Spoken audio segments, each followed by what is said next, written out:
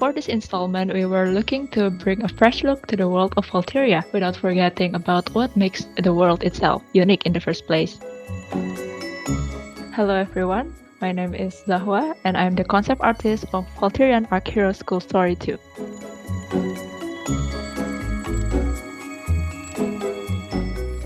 Since Valthirian Arc heavily rotates around the school life, we want to give the player a happy, nostalgic school memories through warmer colors, smooth and distinctive, and cute, welcoming silhouette in the visual. We aim for the similar art vibe to its prequel, like JRPG-looking style with a warm approach and Western medieval fantasy influences. Yet we also want to bring our culture or Southeast Asian culture into a unique concept in the game. So we try to bring that culture into the design and patterns.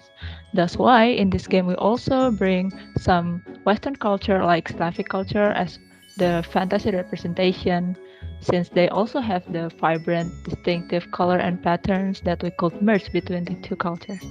We also bring the arc power from the narratives into a pinch of glow in our design elements.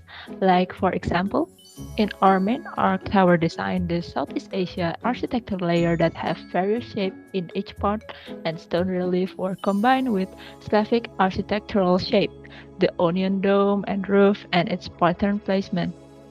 And then from this idea, we also divide them into four personality that supports our narrative based on each faction, like militaristic Novoresk that represent the spicy, sturdy, strong flavor, and then we have the scholarly magical Chernov that gives the cool, minty, leaning to edgy vibes. And then we have our sweet healer tribe in Mokosil with their soft, fluffy, and natural vibe in them and the Perkina commune with their quirky personality compared to the others since the Southeast Asian culture in them is more distinctive compared to the three other factions. As for the academy, we try to keep them neutral for the mixture of the culture ratio. And then those flavor and our initial aim in visual style is the core to mix and match in our concept ideation in the game so we could flesh out more unique personality and shapes in each design, be it for characters, building, and monsters in the game. That's what based our concept to be what it is now. After we had a clear view of what we wanted for the game to look like, we started sketching and revising. There was also a lot of stuff that we wanted to do, but we weren't sure if it matches within the rest of the games or the environment, or it just didn't look right. So, one of the example is that one of the recent monster concept that I've been working is the Moorkin. At the start, I imagined this Moorkin to be like a big, shaped, hunched swamp monster covered in moss and wood, since it's going to be a boss monster.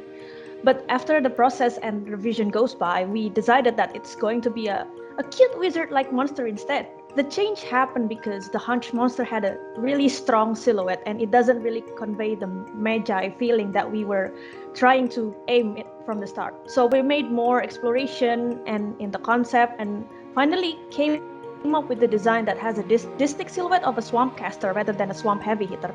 Even with all the changes, the idea of the swamp monster aesthetic is still there, with all this fluffy coat, moss coat, and has mushrooms on it, and now it has this like shaman vibe instead of the big hunched monster that we think about it at the first time. And that's Morkin. There's also the case when the narrative concept changes along the way and we need to make adjustment.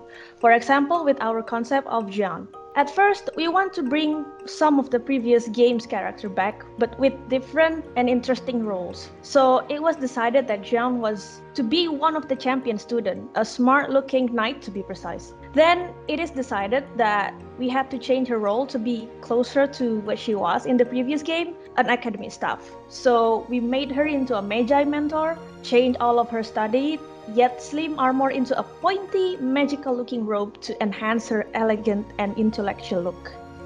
We also changed her color theme to be resemble to the magic student, the Chernov especially, yet we still keep her old attire, such as her hair accessories, glasses, and bow tie. After the concept artist finalizing the concept, we start to create the 3D model and texture for the character and monster. But before doing that, we must understand the concept first. The first stage is to make the high poly. As example, we try to match this Morkin concept with the 3D model. After that, we make the low poly. We also have benchmark for the number polygon.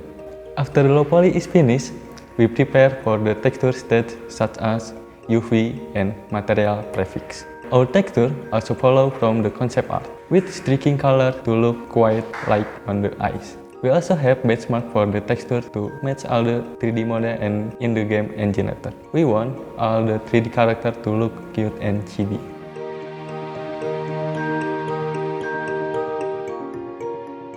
For the environment, we took Eastern Europe culture and nature as references, with a bit of mix from Southeast Asia culture, mostly for the building. The workflow usually goes from the narrative, giving some prompt to the concept artist to work on.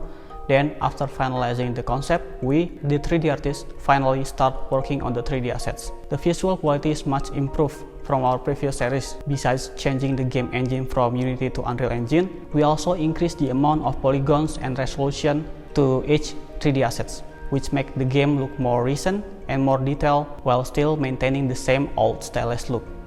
As you can see, the Academy of Valthiria look more beautiful with overflowing foliage and refreshing particle effects. The lighting and shading are also beautified with balanced performance for the game. All that while keeping the same atmosphere from the previous one.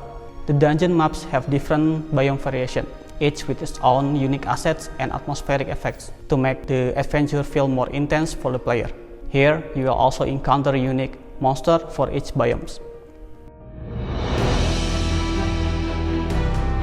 We started with a raw animation as placeholder, and from there, we gradually polished the assets to give it more fluidity and realism for the end of product. In the end, I think you'll see quite a lot of improvement compared to the visuals from the first game.